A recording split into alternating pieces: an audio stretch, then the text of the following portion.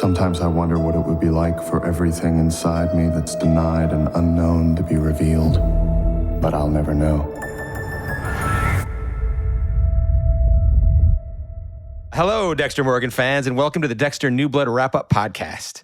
I'm your host, Scott Reynolds, writer and producer of the Showtime original series Dexter, and now the new Showtime special events series, Dexter New Blood. Today, we're discussing some of the behind-the-scenes elements that went into making the show with a few of the folks who were an integral part of the village of people who brought Dexter to life every week. I'm so excited. These people are like family. They are great to work with. I love them all. Joining me is Amy Duddleston, Dexter editor. Hello, Amy. Yeah. Hello. Man, thank you so much for coming around. You were on the old podcast too, back in the day. Was. You were. Yeah, I was. And you were so good, we had to have you back. And next we have Arthur Chadwick. He's a Dexter set designer and all-around amazing human being who does amazing things all the time. I love him. You're going to love him too. Hello, Arthur. What should we call you? I tend to write my name as A.E. on all the drawings. I'm A.E. Chadwick, but you can call me Arthur or anything you're comfortable with. Okay. I'm just making sure. And last but certainly not least, the man that was with us the whole time, I think. He'll correct me if I'm wrong. Most of the time, anyway. Josh Meltzer, who is our prop master, the man who brought to life so many iconic things that so many knives, so many blood slides, so many body parts. Hello, Josh. Thanks for coming on board. Thank you for having me, Scott. It's really nice to be here. I actually joined the show full-time season 3. Okay. I started halfway through season 1 and then took over full-time season 3. Okay. I think just because a lot of people don't necessarily know what all of these positions are, I'd like to take sort of a quick minute to sort of discuss your journey to and also like what it is you do and how you got here, because so many people want to become part of the industry, and it's so interesting to find out how each of you got to be what you are. So let's start, since you were last, Josh, let's let you go first. Let's talk about how you became the prop master extraordinaire that you are. I became a prop master as a fallback career. I was a child actor, and that's where I thought I was going to be. And my father was one of the founding members of the Writers Guild back in the late 30s, early 40s. And I thought... Important man, yes.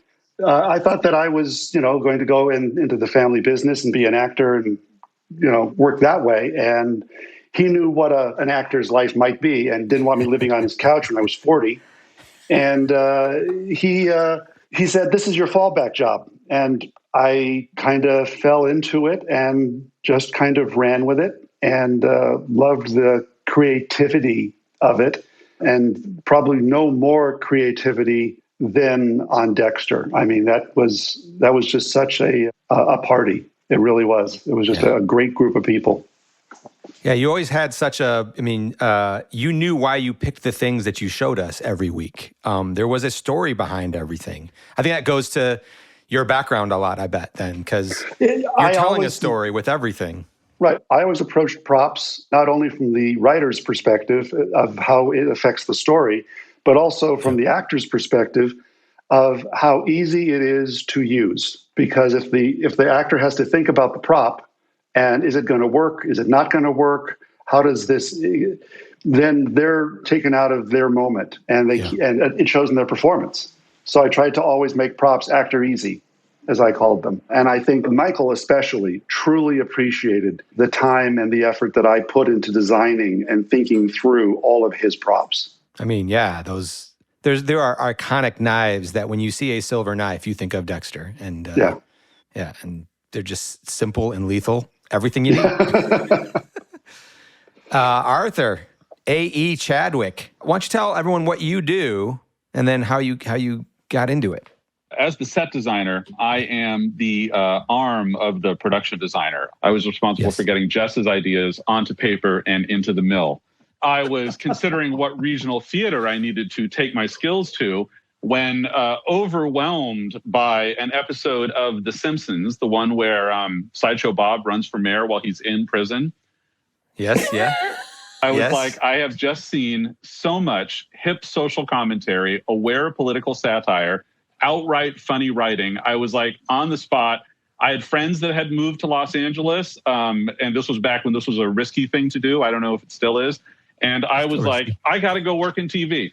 And so I drove out to Los Angeles, slept on some friends' floors. That's how I got onto Dexter. Was I have known Jess Kender since we were in school at Carnegie Mellon together. And when she got on Dexter, which was seasons 5, 6, 7, and 8, she brought me along. She wanted me to work with her, which I really appreciated. I've had a relationship long enough with Jess that she could just turn me loose on ideas that she had. You know, she might be out in a scout van figuring out what needed to be for an episode. She could just tell me to get something on paper. And from that would come apartments and basements and basements and basements and some basements. And that was how I was on Dexter. There you go. Yeah, that's great. And Amy Duddleston, editor extraordinaire also. It's like a dream team here. Tell us, like, what an editor does, I guess, right? Because there's some people that still may not quite understand what that all is. Sure. And then how you ended up being so amazing at what you do. Well, thank you, Scott. I got into editing, when I was in college. It was the part of film school that I definitely liked the most. I was, in a room by myself, and I was like, this is a dream. I found solace in the editing room. I really did. And it's really where everything is put together. The show is put together. What an editor does is takes the footage from every day and assembles it and puts the puzzle together of all the pieces according to the script. And then you go from there. And it's a huge job, and it's really fun. And I love it. But that's my job, putting stuff together. It's sort of like the second chance to rewrite an episode. It definitely is. So all of you sort of came on to Dexter after it had already started. I was like season 7. Yeah. Yeah. I was the late years. How did you? What made you want to work on Dexter? My journey to Dexter was probably the strangest circumstances, because it was season 1, about halfway through the season, and Paula Schreiber, who is an excellent prop master, was the master on the show then. And Paula had an issue on her crew and called me and said, "Hey, I know you don't normally work as an assistant, but I've got an emergency. Would you come run my set?" And I came, I think it was like episode 6 of season 1, and ran the set for 1 or 2 episodes. And then Paula got sick. And then I finished the season as the prop master. And I was so I fell in love with running a set again. And I fell in love with the show and with Michael and his process and just what the show was. It was, as we all know, it was like nothing that was out there at all when it first started. And it was just so incredibly unique. And it was just so special.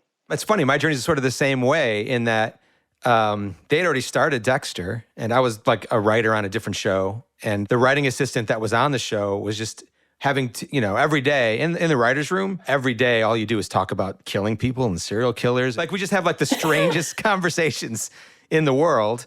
And it was just a little too much for that person, so they quit. And I had seen the pilot when I was writing. I was a staff writer on a different show, and I was like, "This is everything. This is the show I most want to do." I called Clyde, and I was like, "Please bring me on. I'll kill. This will be great." Nothing's spoken to me like this, and he'd already staffed up. He'd put the puzzle pieces together. But when that staff writer, or when the writing assistant left the show, Clyde called me up and said, "Hey, you want to be a writing assistant? I know you're already writing on another thing." And I was like, "Yes, anything, absolutely." You connect with it. Yeah, the show meant so much to me that when we finished season 1, I went off and I started mastering some pilots. Paula called me to come do season 2 as the assistant. Yeah. And I considered it, but there was a writer's strike that was looming at that point. Yeah, I remember that. And I said, you know what? I don't want to get caught in another writer's strike. So I retired from the film industry and I became a school teacher. I started teaching theater. I started teaching theater at a private school in Bel Air. And the day the strike ended, Gary Law, who's the production manager on the show, he called me and he said, "You're going to come back for season 3, right?" And that day I told the headmaster at that school, I got to leave. And I came back and I reinstated in the industry. And I came back and I've been a prop master ever since. And it was all because I cared that much about this show. What you guys created was that special. Oh man, that's awesome. Yeah. Wow. That is a great story. I didn't want to miss that party. Amy. Yes. By season 7, we're deep in the show. And deep. What sort of stuff had you done before that? I was working on The Killing when got an offer to meet for Dexter, and I was very excited about that. And so you have a type. I do have a type, but it was funny because your old co-producer, Chad Tomasaki, who's there, I think from like season 1 to season 6 or whatever, he had called me. I had worked with him on another show, and he had called me a bunch of times trying to get me onto Dexter. And I was always like doing some movie or something, and I could never leave. And I was a fan of the show for sure. But when I got the call to come in and meet, I was like, oh my God, Dexter. And I was so excited. And then I went back to the beginning and I immersed myself into the world of Dexter. And by the time I was, starting, I was fully ready to jump in. But I still think of like that first day where I got dailies. It was episode 2 of season 7, and it was Sunshine and Frosty Swirl. I think that's the name of the episode. And Deb has just discovered that Dexter is a serial killer, is the Bay Harbor Butcher. And I just remember watching the dailies, and like I couldn't believe I was like sitting in the chair and like watching especially Jennifer and Michael together performing, which I was just, I couldn't even edit. They're incredible. So I was like watching dailies, I was like, oh yeah, I have to cut this together now. Shit.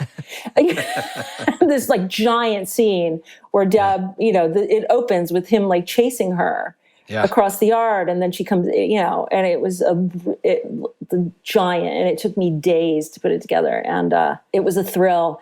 And I remember Laura Zempel, who was one of the assistants, she really helped me like put it all together, like with the music and, the title sequence. And when we had the whole episode together, she helped, temp in like good music and stuff. And I was like, when the title sequence came up, I was like, oh my God, I'm working on Dexter. It was mind-blowing. It was mind-blowing to come to a show as a fan, because it's you don't get opportunities like that very often.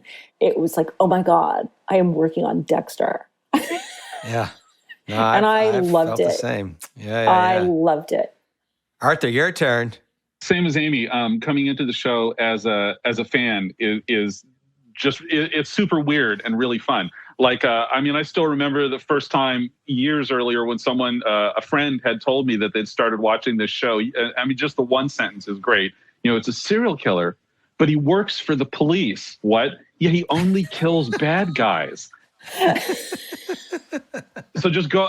We'd already seen the show, and when Jess got it, I would have done any job for Jess, but that's with the confidence that Jess would only take a job as good as Dexter. She only my own preference. If you tell me you're going to do like Kids at a College, I'm not necessarily going to be interested in that. But Dexter is Dexter's surreal. Dexter is in this natural world, but has its own weird rules, and that's exactly what I want to be part of. That's exactly what I wanted to, draw scenery for, solve problems for. I always comment that no matter how many times I do it, I make little tiny drawings on paper, and then they become really big sets, and I can go walk on them, and I'm always amazed by it every time. And the same thing is that no matter how much I watch television, and no matter how much I can pretend that I know, oh, that's a location, or I know where they are now, or I know where they're shooting this, to then walk into Dexter's apartment on a stage over on Sunset Gower is still just amazing. You still just fanboy out at things like that, Yeah. Whenever I bring friends on, I'd let them touch the air conditioner. The air conditioner. We all needed to touch the air conditioner. That's what's so fantastic. When the set itself is such a space, such a sort of a neat little shrine, is really fascinating. That it could be so affecting to people. To be part of that, it was incomparable. So of course, that's why I came on to Dexter. One, Jess said to, and two, I knew it was going to be fascinating. Yeah. You guys sort of created such a distinct mood and tone to Miami in Los Angeles. Can you talk about how you sort of approach creating the scene, creating the room, creating the space? Is there something very particular during your years on the show that was really fun to create? It would start from just raw requirements. You know, we get a script, what scenes, where are we going to be, what spaces are we in?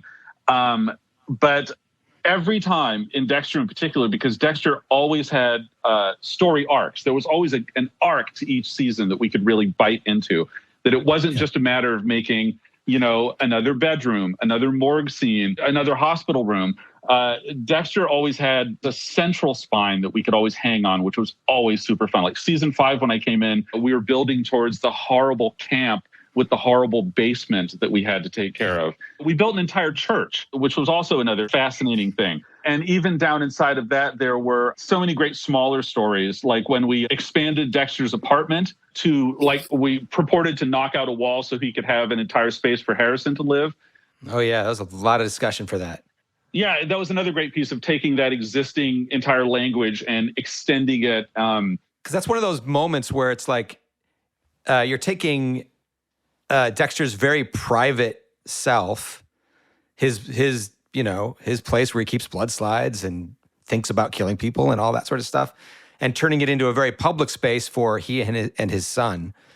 Yeah, that had to be like a fun challenge of like, because that's sort of the thing that happens with Dexter. It's like he presents publicly as one thing, and then privately, we as viewers know him to be something completely different. And that had to be fun as a designer for that, I think. Well, that's part of that great language that you're going to be able to do with Dexter, is that there were things underneath. I would always try to sneak in, like, bad architecture is something I always love. And that found a particularly fun place to express it in so many little parts on Dexter. Like an example would be, I remember in Deb's beach house, in her kitchen, there was a cabinet that couldn't open because a post was in the way. And that's almost dismissible, almost unnoticeable, but it was part of the story. It was in her house. It was part of that language. And that was it's similar to Josh finding a story behind each prop, giving it a richness that isn't even necessarily seen on camera. That's kind of thing too, is that hidden little bit of weirdness that has a story and also illustrates some strange, idea or metaphor is right there. A drawer that can't open, a window that's up against a brick wall, a church that has the proportions, off. So it looks like it might be leaning to one side or can't possibly fit inside the space that it's on. Yeah, no, because all of that stuff is important to character. Even if you don't see it, you feel it. I mean, we were never building like two walls for someone to stand against and just be a talking head. We were always making entire rooms, entire spaces for people to be in, which was really cool. It's so helpful for actors too to feel the space in that way. Since a lot of this was shot in LA, can you tell us a bit about the magic of making it look and feel like Miami? Because, we've got palm trees, but generally speaking, LA looks very different than Miami does. Especially this imagined Dexter Miami. It's very different, yeah, but then that comes down to a whole lot of how we could frame out a space. Like, we did a lot of shooting down in Long Beach where we could find enough pieces of deco, interesting beach architecture and deco things, and things that were close enough to Miami not to take away from any city's uniqueness, but there's always some part that you can find as an icon to shoot a corner of to evoke a space. And so part of that was just a matter of just framing it down enough. It's not just that you're not looking at mountains, but that you're keeping an eye on this part that we want you to see a big piece of like white fin sticking up out of something that might be deco, might be a stucco wall.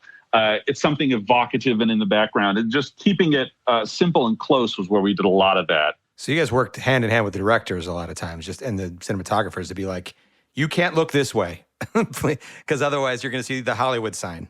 It sounds like a terrible thing to say, but yeah, there'd have to be a certain amount of, we're going to dress it like this, and we're covering all of this, and we're giving you this area to look. Well, what about these windows? Those windows look right into mountains, and there ain't no mountains in Florida, so you cannot shoot that way. Respectfully, sir. And there'd still be occasions where you might end up frosting covering a window with something so that someone could turn a camera into another part of a room if we were on a location, or look down a street and not give away that we were in a place that had geology and more architecture. Florida has a fantastic sameness to so much of it, especially when you go back, 20 and 30 years. That would be another challenge in a place like Los Angeles or even down in Long Beach, where there's just so much more architecture. There's so much differentiation. We'd have to frame a certain amount out of that. So it was really just keeping a tight frame was how you defined a lot of that look. This show made kill rooms so iconic. How did you approach recreating a kill room or creating a kill room? Are there any that sort of pop out in your head? You're going to have to give to Mr. Meltzer on that, because so much of the kill room was under his auspices. I remember that early on, what's kind of funny is like the first few times that I was in the art department that was part of the kill room, the space is going to be draped in plastic, focused on the person on the table. And there might be some accoutrement around it. There used to be the pictures, or there might be another prop that we're focusing on. There's things inside. We had to let go of the idea that outside the plastic had to be completely real, completely done, completely finished. At first, we were doing entire rooms or filling entire spaces. And eventually we were able to come around to the idea that you could build a profile of a room, a shape of a room, and let Josh do the kill room inside of that. That was one thing where the kill room was so much of its own space that we did not have to entirely create the space around it to make it perfect. We didn't have to paint the backs of the doors in that case. We could let a little bit go. But the actual building of the kill room was, of course, Mr. Meltzer. To jump on what Arthur's saying, what the art department, Arthur and Jess and the decorator did so well and so brilliantly in all the kill rooms was whatever the character was. And I specifically remember there was the episode where Dexter went back to the high school reunion, and the kill room was, I believe it was under the bleachers or something like that. And we used a scoreboard as the table. It was a draped scoreboard. And I thought that was just so brilliant to evoke where we are in what the kill table always became. And each one of the kill tables created its own set of challenges in terms of wrapping the body and the plastic and making it all work and everything else. But we always had conversation about how we get past all of that. And I think it was just a great conversation always. So Josh, let's talk about what you do as far as like you get a script. Yeah. You highlight it or whatever, all the props, and let's talk about that process. Yeah. Michael summarized it the best. He said, "You keep my hands full." And that's what I do. I keep actors' hands full. Anything an actor touches and handles is a prop. It may be a piece of set dressing first or a cut piece of costume also, but when they're handling it, it's a prop. So I interact a lot with the set dressing department, with the costume department, with the art department at times, so that we all are on the same page as having the overall look of things, that the look is uniform. And then it's dealing with the director and the actors. But I mean, it's everything from printed things like newspapers or documents or food, or large silver retractable knives. I mean, it's all it's all a prop. Yeah, there was a lot of I mean, it's not terribly graphic, but there's a lot of graphic violent scenes in Dexter. What do those involve from a prop perspective, right? Was it? I mean, I think you even supplied us with an alligator at one point, right? Yes, we had. I made the 7-headed alligator for the Colin Hanks season. I Yeah, guess we really leaned heavy on you for those kills in season 5. Those the tableaus that you set up. Oh my God! I have some of the props from that still. The four horsemen of the apocalypse. That was one of the more challenging things. On a TV series, a prop master usually gets 9 or 10 days to create whatever is on that page. And that's really not a lot of time on most shows, and is definitely not a lot of time on Dexter, because so much of it is manufactured, whether it be body parts or bodies or alligators that we have to cut open and pull guts out of. But thankfully, there was enough forethought to tell me about the Four Horsemen of the Apocalypse early on, because there was a lot of research and development in trying to figure out how we are going to build these 4 bodies, mount them on live horses, and have them go galloping up and down the streets of Long Beach over and over and over, and not have them fall apart. Yeah. And it's so easy to write. Then you step in and create these miracles, man. Yeah. Well, I will say, the Four Horsemen of the Apocalypse was, definitely a triumph. Definitely a triumph. On Dexter, there's lots of blood and lots of, figuring out how Dexter can take a clean cotton swab and roll it on something that the audience doesn't see, and then all of a sudden spray it with something and it turns a color, and creating the formulas so Michael could actually do that live in real time without visual effects. That I thought was really cool. But, Marco Siega, who was one of our beloved directors, when he came to me really early on, it was season 3. A lot of the show really became iconic in season 3, prop-wise.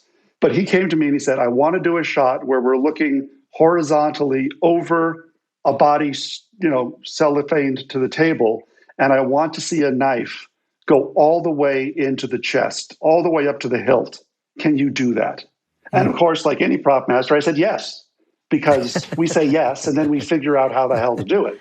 Yeah. And I started thinking about it, and I realized that at that point, there really weren't fully retractable knives. It was always a cut. There was always a cutaway where we could go so far and we would cut away. And I just took it to the next level. And with the help of a guy named Brian Barrow, who designed and manufactured a lot of the knives, most of the knives, and a lot of the other manufactured props, we created a series of knives that where a kill knife was actually 3 different knives. And one of them, the handle was longer than the blade for 12 frames where it actually goes into the chest. But we would always start with a shot of the full knife, and there was negative space in the handle. And that's the picture we put in the audience's mind. And until you tell the audience that it's something different, they're on that ride with you. And that became his hero kill knife for the remainder of the series, seasons 3 through 8. It was always the same knife. And then when Lumen had a knife, it was kind of modeled off that knife and had some of the same architecture. And the whole knife kit became a character unto itself, because it was always kind of different season 1 and 2. And we used a lot of the battery operated saw in the first couple seasons. Yeah. And in season 3 on, we basically stuck with the knife. Yes. Until, Trinity was a big change. That hammer. Trinity. Yeah. Yeah.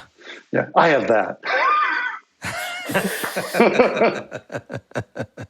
Yeah, that was a good hammer. That just the way Michael just flipped it around, claw side down. Yeah. And I went through probably, I think I bought well over a dozen hammers and laid them all out on a table with the director. And we went through the pros and cons of each hammer.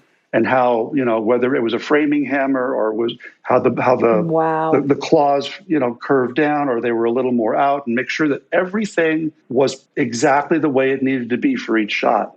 And that's the stuff that the audience shouldn't know before they see something, but it's there.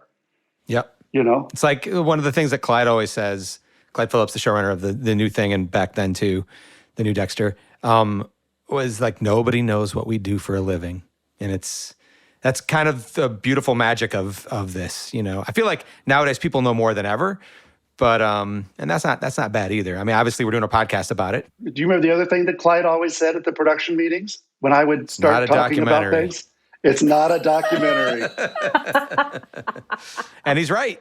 Sometimes we would get so, like, talking about kill rooms. I can't remember if it was when you were there, Arthur, or not. But there was, Dexter was killing a boxer, like a violent guy, and killed him in a boxing ring. Yep. And he had this thing in his head of like, Dexter's going to pull on the microphone and yank it down, and all of a sudden all that plastic just goes woof, like a tent, and opens up. And I remember in the room, and it was me that was pushing this, I was like, come on, how did Dexter do that? How did one man put all this together? How did he get up there and do all this? He doesn't have 3 days to do a kill room. This doesn't make any sense. And Clyde looked at me and he said, Scott, we're not making a documentary.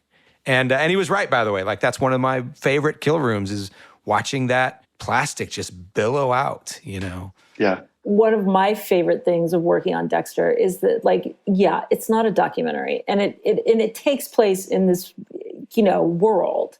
So Dexter's going to get away with whatever. It's like, yeah.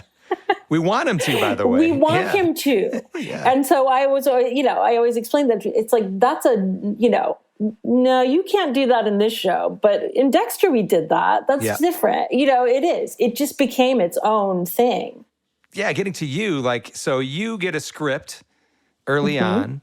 How do you prepare to sort of edit an episode? Because you get, how many dailies do you get every day? How many hours worth? Oh, God. On Dexter, it was like, sometimes you get like 2 hours. It depends. It depends on like the scenes. If you were in the police station, it was a pretty well-oiled machine by the time I came on. So it really wasn't like, it was quite a team. If a director got behind, some days you'd get hosed down, What's that mean, hosed down? Hosed down is when they get a bunch of different cameras and hose down a scene shoot everything from a bunch of different angles. Yeah. Which is tough because the police station, sometimes there would be like 8 people that are telling part of the story. Yeah. Like Miami Metro was hard some days, because it's like, if you're following Dexter or you're following Deb or and going by Quinn's desk and going by, it's. And then Masuka says something. And then Masuka says, exactly. So hitting all of those little marks was always tricky. But you read the script and you hope that, you're not going to get a hose down. Most of the times you didn't. I mean, when guns were involved, it was season 7 with Victor and the Colombian bar, and I think Ernest Dickerson was the director, and we had it all in like slow-mo, and like that was a tricky scene. And they were like, what was my Deb's favorite? It's just like, this, like, we're chasing the fucking Terminator. Yeah. Yeah, that was, things like that were crazy. And like this, and that was an actual set, that was a location too. Yeah. So that was a tricky one, because depending on where you were, if you were at Sunset Gower, usually at like Miami Metro, things would flow a certain way. Yeah. It was much more controlled. If you were, in a practical set, that's when things would get different. And, you just kind of flag, like, what's the set piece of this, episode? Usually that's like any television show, like, what's the big conversation? What's the big set piece? And you're particularly really good at like getting to the emotion of a scene. Well, that's my thing. But also, I'll never really forget, like, my first tone meeting on Dexter. Like, Scott just looked at me. A tone meeting. A tone meeting is when you come in and you sit with the writer and the showrunner and all of the departments, and we talk about the episode coming up, and and we try to hit like, okay, well, this is the thing that happens. And this is, what are we going to go for here? And by, tone meetings on Dexter weren't super long, but for me, it was like my first one was Scott just saying, here's the thing to remember. Everything is in Dexter's point of view. Right. And like, that's an easy thing just to say. It's like, it's just, and then you get into editing and you're like, shit. Yeah. No, because that is, you have to keep that. And like Louis Chiaffi, one of the other editors too, he was like, every year, and Louis was on from like season 2. Yeah. Every year, I think this show will get easier, and it never does. And yeah, because sometimes on like, set, you have to remand the director. It's like, who? Yeah. Right now, this feels like Deb's scene, and it really needs to be. You need to find a way to tell it through Dexter's eyes. And so I was always remembering that, and and I think that's kind of how I just dove in. I mean, that's how I dove. Just every episode, I just kept thinking, it's just like, you could be with Victor, you could be with like whoever, the villain, and you're still like, how's Dexter going to get here? How is what? You're just thinking about Dexter. So was it freeing when you did a scene like, a scene with Desmond and Batista sitting in a car, or when Dexter wasn't in a scene, did you find yourself cutting it differently, or? Yeah, those are like the moments that you kind of like try to hit all the humorous beats. I just realized, it's like anytime you're away from Dexter, I mean, there was always like comedy in the show. Yeah. And so those were like the times where you could hit those little moments, especially with like, those two. My first episode, I remember Steve Schill like shot it, and it was like an hour. It was over an hour. I was like, aren't these supposed to be like 52 minutes? Right. So we should talk about that, because you present a editor's cut. Yes. Right. That sort of says this. I think this is the story. These are all the scenes that were shot. That's like my first thing is usually the editor's cut that I turn over to the director. These are all the scenes that you shot, and this is everything that's in the script. Right. Like what's important? How do I feel all the things that I need to feel? Yeah. Do I need this scene? Is this slowing things down? Exactly. Yeah. And how, we're away from Dexter too long here. We need to get back to this. And this, we need to focus on this. Like the voiceover, the voiceover was always really tricky. There was a certain day that Michael did the voiceover for the episodes. But until we had it, we had Mike Grant, our assistant editor, do Dexter's voice. Oh, yeah. So that's always fun. We would temp it in, and then we would get the real voiceover from Michael. And Michael, I mean, this is where he was such a genius. Even when you were on his face, he was reading that voiceover, like in his head. Yeah. Like he knew where it was in the script. Yeah. And I was always so thankful for that.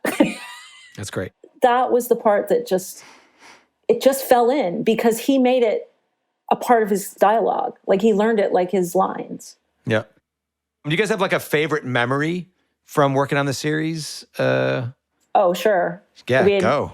Bring Michael directed episode 2 of season 8. Yep. And I got to edit his episode. Oh my God. And that was just like my favorite. So you were like in the editing bay with him. With him. And I'll never forget, like most of the time he just showed up as Michael. And, but one day he was on set and he came into the room dressed as Dexter. And it freaked me out. Like, I didn't think I would have like such a reaction, but it freaked me out. Like just to have him come in, like Dexter came into my room. Yeah, like sitting behind you, like staring over me. you. I would turn around and he had his like Miami Metro ID on, and I'm just like, Jesus. But he had his kill suit on. I was just like, oh my God. Wow, that's amazing. But that was one of my favorite moments, definitely. Meltzer. There truly are so many, and so many of them weren't even on camera. I agree.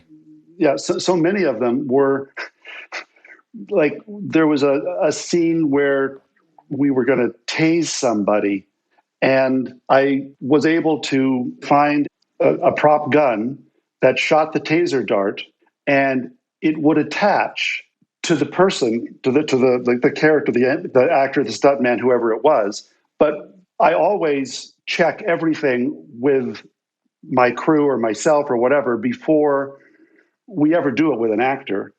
And so I was in the prop trailer tasing my crew, shooting these, shooting taser darts at my crew.